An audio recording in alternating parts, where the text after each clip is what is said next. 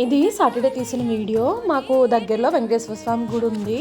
అయితే అక్కడ లక్ష దీపోత్సవం చేస్తున్నారని తెలిసి వెళ్ళాము. అయితే లక్ష దీపోత్సవం చూడడం ఫస్ట్ టైం.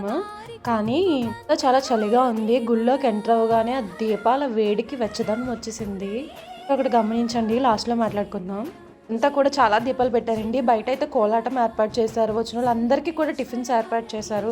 జనం అయితే మామూలుగా లేరు, చాలా జనం ఉన్నారు. అందరికీ కూడా టిఫిన్స్ ఏర్పాటు చేశారు. ఇక్కడ స్వామివారిని చూసారా, 2 కళ్ళు సరిపోలేదు చూడడానికి. అయితే వాల్ పేపర్ కింద ఫోటో కూడా తీసుకున్నాను.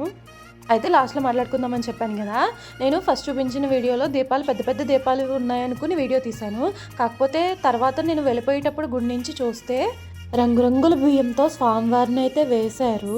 దాని మీద దీపాలు పెట్టారు. ఇంకా శంకుచక్రాలు కూడా వేశారు. నిజంగా చాలా బాగుంది చూడడానికి. ఎంత బాగుందంటే నాకు మాటలు రావట్లేదు, అంత బాగా నచ్చింది నాకు. ఫస్ట్లో టిఫిన్స్ చేసి అయితే ఇంటికి వెళ్ళిపోయాం.